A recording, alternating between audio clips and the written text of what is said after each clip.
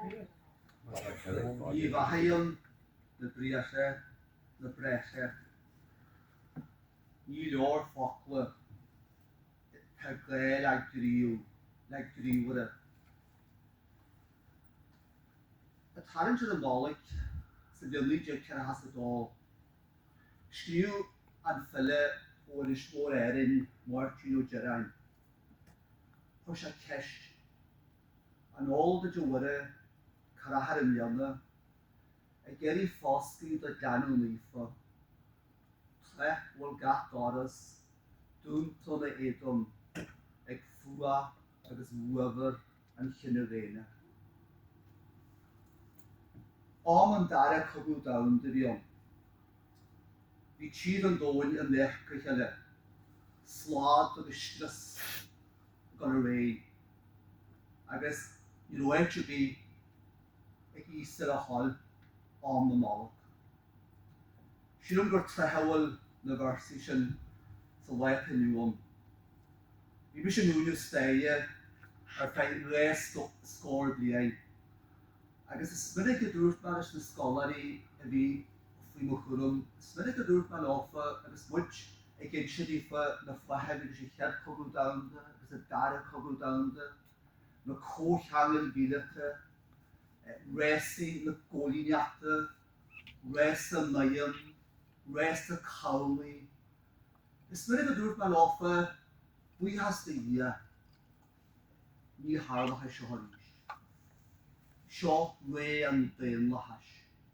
Seo ré leitúil daoine ciallhar.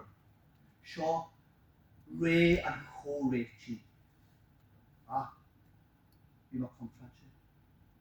Inniu coppla míle bhain seo, coppla míle bhain seo.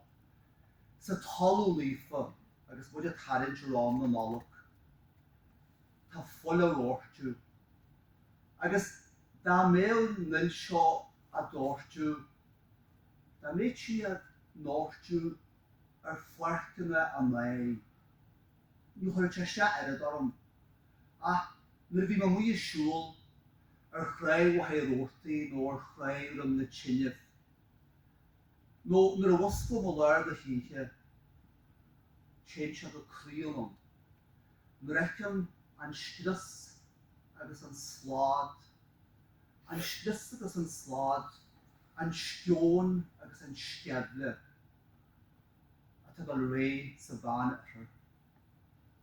Bhí me léo an gáta harce ag arfran a dónaí. Na coppla seachtain in luas, nuair a hanig ma adla na focle Israel, chlán Israel. Is bug na stad ma. Is bug na red ma nópa. Tá foié na bhfuil gal ré sa bhain air. Caithí an Palestine, much na Palestine, fir ré is Palestine. Caithí siad tír do go chéna bhacu.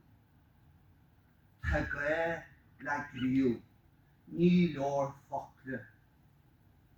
Tá sé nám ag cion do na rialta síos leidre agus is cuairtaí agus is an luas chama agus is daon lahí sa dóin. Tá sé nám acu ridneart a dhéanú agus jeú a chuir leis an plád agus an slas. Smuidin sa gcónaí ar a tír seo, ar ar dír héin.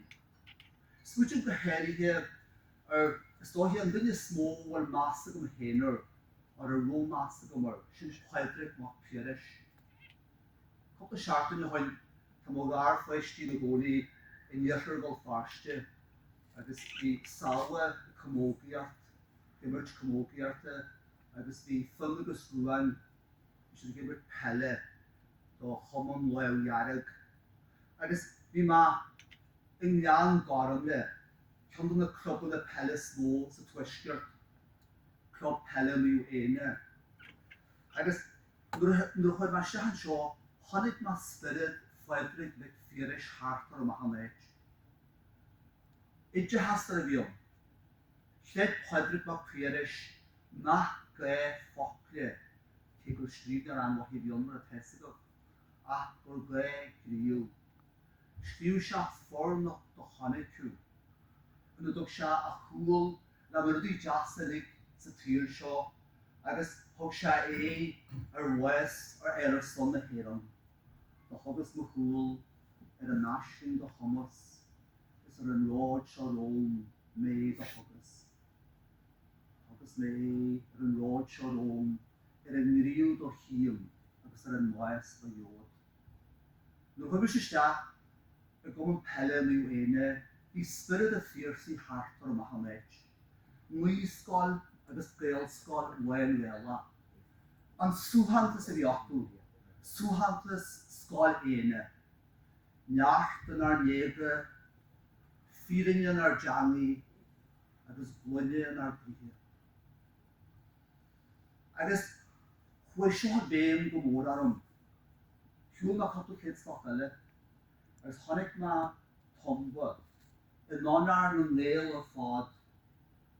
Ond na crich gaffa mwyd yw'r glona moc I wy. A chryd ar son yn leil o hash an cholpr na glwchi agus ar sgyrsia. Agus strif ar y tomba sio fi na fi y glona araf. A fi yw misna yn o'r griche agus niart yn o'r gosti. O'r cynnig mis na mi'n ein wesol na mi'n eisiau yn ei. Agus gwrs na chwein y siop, agus na chwein yn yr jympol, ac i'r hostir siabel. Sa dawn yn yw, tegau la briathra ura. Tegau la Mandela ele. Tegau la Pedrig moc pire siale. Dynne a iechus an griw, agus ochotys jeriw leis an tlad agus an stress a tam o chrew I agus le. Thank you.